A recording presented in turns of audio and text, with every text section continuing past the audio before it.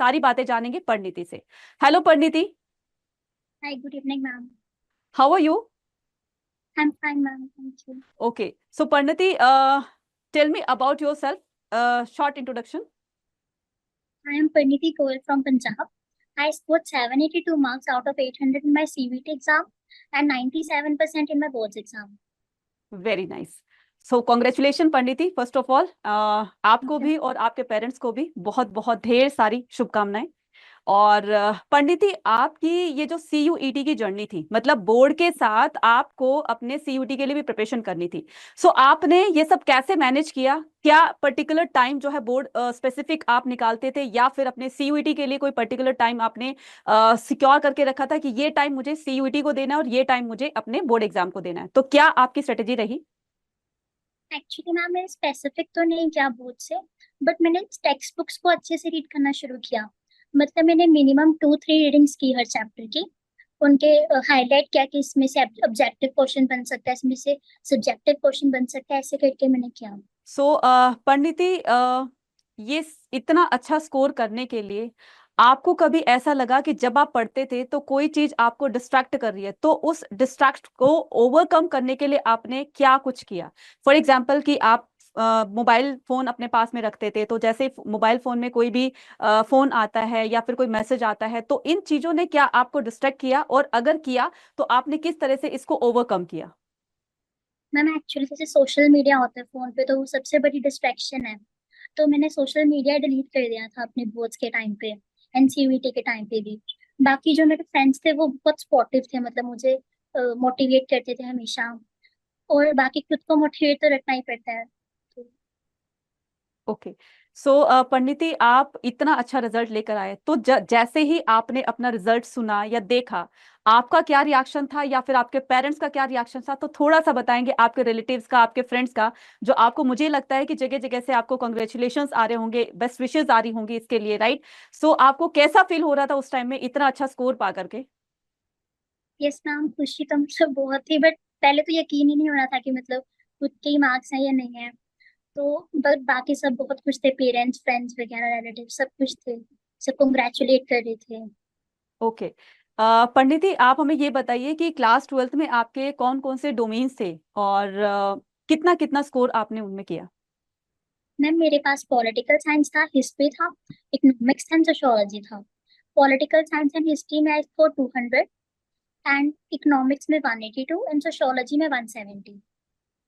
Okay. सो पंडित जी, आप हमें ये बताइए कि क्या आपने कभी ऑनलाइन प्रिपरेशन जो है वो कब से स्टार्ट करी? उसके बाद मैंने पूरा ध्यान सीवीटी को ही दिया। यूट्यूब से आपके लेक्चर्स सीवीटी अड्डा में, तो यूट्यूब पे अलग अलग वीडियोस देखी मैंने। तो पॉलिटिकल और हिस्ट्री में आपने 200 आउट ऑफ 200 स्कोर किया।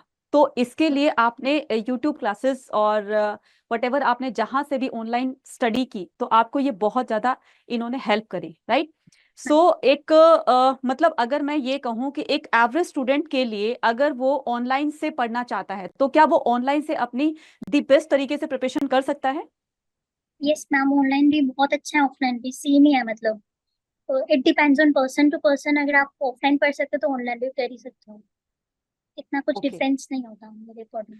तो पंडित जी, आप हमें ये बताइए कि जो मॉक्स होते हैं किसी भी एग्जाम को क्रैक करने के लिए माने जाते हैं कि बहुत ज्यादा हेल्पफुल होते हैं, तो आपने कितने मॉक्स आपने जो है अटेम्प्ट किए, या कितने मॉक्स आपने सॉल्व किए, और ये मॉक सॉल्व करने के बाद आपके अंदर जो कॉन्फिडेंस आया, आपके अंदर उस पर्टिकुलर कंसेप्ट को लेकर जो आपने अंडरस्टैंडिंग क्रिएट करी अपने अंदर, तो वो कितनी हेल्पफुल रही आपके CUT एग्जाम में अच्छा स्कोर करने के लिए?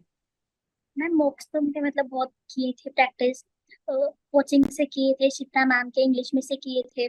बाकी आपके चैनल में से जो क्वेश्चंस प्रैक्टिस करवाते थे, वीडियोस होती थी, वो सब देखी थी मैंने।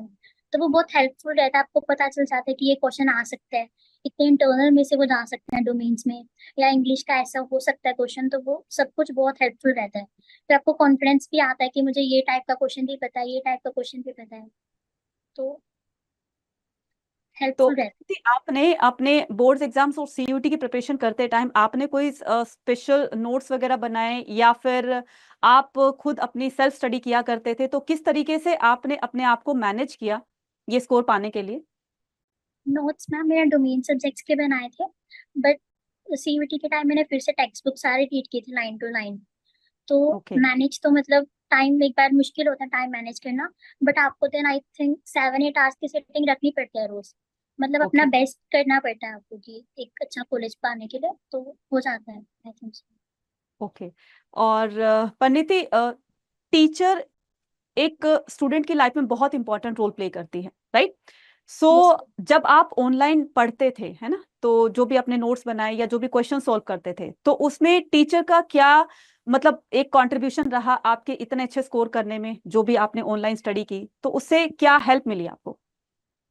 टीचर्स मैम हमेशा डाउट्स क्लियर करते थे मेरे, अगर होते थे मॉक्स में, या फिर एक नया कॉन्सेप्ट सीखने को मिलता था हमेशा, इंग्लिश का भी हिस्ट्री का भी। पता चलता था कि इतने इंटरनल में से आ सकते हैं एनसीईआरटी के क्वेश्चन। बाकी टीचर्स ने तो मतलब हमेशा हेल्प की है, तो इनके बिना तो नहीं हो पाता ऑब्वियसली। ओके। पंडिती, आप 2025 एस्पिरेंट्स के लिए आप क्या सजेशंस देना चाहेंगे कि वो अपनी तैयारी इस तरीके से करें कि अपना बहुत अच्छा स्कोर ला सके? या मैं तो ये कहती हूँ कि 100% स्कोर करने के लिए उनको किस तरह का टाइम टेबल फॉलो करना चाहिए या अपनी क्या स्ट्रेटेजी रखनी चाहिए full out of full score करने के लिए? मैम मेरे अकॉर्डिंग तो एक बार ना मतलब टाइमर लगा के उन्हें पढ़ना चाहिए आई गेस। 7-8 आवर्स की सेटिंग रखनी चाहिए हर बच्चे को।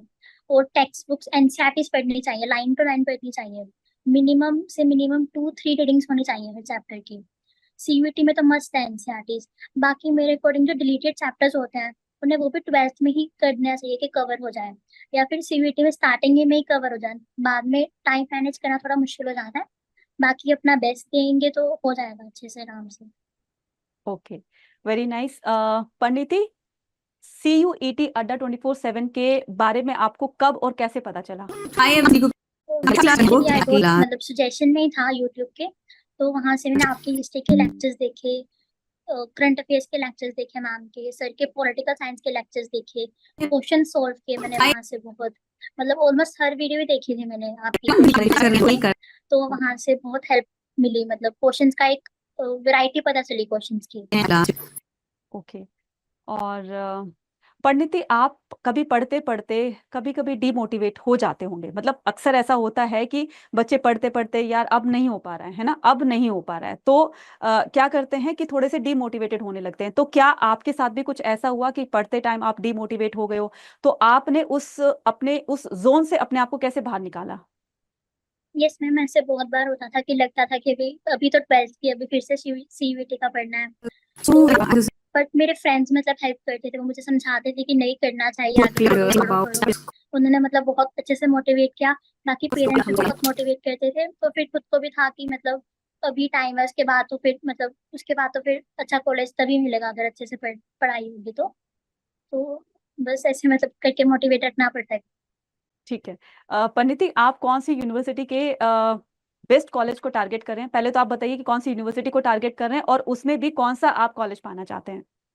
मैम मुझे दिल्ली यूनिवर्सिटी चाहिए, नॉर्थ कैंपस, जैसे Hindu college, Miranda house, Kirorimal, Hansraj, political science honours के लिए। तो आपने पहले से ही दिल्ली यूनिवर्सिटी में जाने के लिए अपना एक माइंडसेट तैयार किया हुआ था कि मुझे दिल्ली यूनिवर्सिटी में जाना है और मुझे इतना अच्छा स्कोर करना है, तभी जाकर मैं उसमें एडमिशन ले पाऊंगी? Yes ma'am. ओके। और आगे चलकर आपका क्या फ्यूचर प्लान है कि आप क्या बनना चाहते हैं और इस तरह का? मैम मुझे आईएएस ऑफिसर बनना है, मतलब यूपीएससी क्रैक करनी है, तो उसके लिए भी था कि पढ़ना पड़ेगा तभी आगे जाके होगा। Okay, so all the very best कि आप जो अपनी आगे की जर्नी है यूपीएससी की प्रिपरेशन करना चाहते हैं, तो आई विश कि आपकी ये जर्नी जो है वो सक्सेसफुल हो और आप जो भी आपका ड्रीम है आप उसको पूरा करो। So thank you very much Parineeti. और जाते जाते एक एडवाइस जो आप अपने CUET 2025 के एस्पिरेंट्स को देना चाहती हैं, तो विद इन द शॉर्ट आप एक सेंटेंस में बता दीजिए ताकि हमारे आने वाले जो एस्पिरेंट्स हैं उनको हेल्प मिल सके आपके आपके जैसे इतना अच्छा स्कोर करने की। I think they should just give their best, their 100%। बस इतना टेंशन ना लें, बस हो जाएगा फिर आराम से। मतलब and positive. NCERTs, NCERTs must है। ओके, एनसीईआरटी से पढ़ें, पॉजिटिव रहें, कभी अपने आप के अंदर वो नेगेटिविटी ना आने दें जिससे कि आपको लगे कि नहीं मेरे से नहीं हो पाएगा। तो इस तरीके की नेगेटिविटी आपको जो है, आपके जो लक्ष्य होता है, आपका जो एक मकसद होता है, वो कहीं ना कहीं आपको वो पीछे कर देती है।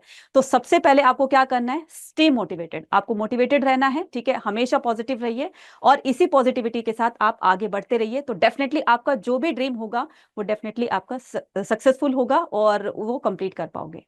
So thank you very yes ma'am. Much Parineeti, and आपने इतना अच्छा जो है वो हमारे CUT 2025 के एस्पिरेंट्स को इतना अच्छे से सजेशन दिया और बताया कि आपकी स्ट्रेटेजी क्या रही थी इसके प्रिपरेशन में। सो इसके लिए आपका तहे दिल से धन्यवाद है, और आपके पेरेंट्स को many many congratulations once again. तो जल्दी मिलेंगे, and all the very best for your bright future. Thank you. Thank you so much ma'am.